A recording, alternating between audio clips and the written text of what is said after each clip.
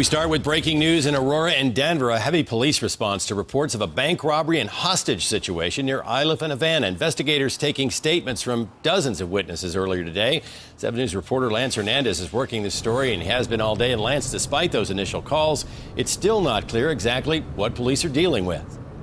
John, some tense moments here in Aurora this morning. Aurora PD, Denver PD, and the Rocky Mountain Safe Streets Task Force still trying to get to the bottom of what happened. Here's what we know. 2 men entered that first bank behind me. One of them passed a note to a teller.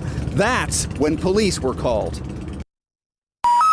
Dispatch needs units to start to 2300 South Havana Street at the first bank. It's a robbery in progress. Aurora police showed up en masse after getting a call about a robbery with possible hostages. It's pretty crazy Friday, man. Colby Ayers and Jose Chavez watched the action from across the street. It was pretty intense. Guns drawn, rifles, everything. Witnesses who were in the bank pointed out 2 men to police. Both were placed in handcuffs. They kept one in the parking lot, and although they didn't see any injuries, they sent the other one to the hospital by ambulance after he complained of pain. They say both men are telling different stories about what happened. You mentioned that a note was passed. And any word what was in that note or what the nature of it was? There's even some conflict as to what was written on that note and who wrote the certain parts of that note, which is adding to the confusion as well. Police say it now appears there were no hostages in the bank. We're still trying to confirm a tip that someone was abducted in Denver and brought to Aurora. Denver has now taken over as the lead agency in the investigation.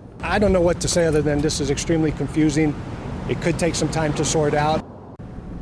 Because Denver police have taken over the investigation, that's an indication that whatever happened actually started in the city and county of Denver. We will continue to dig for answers and we'll keep you updated on the 7 News app.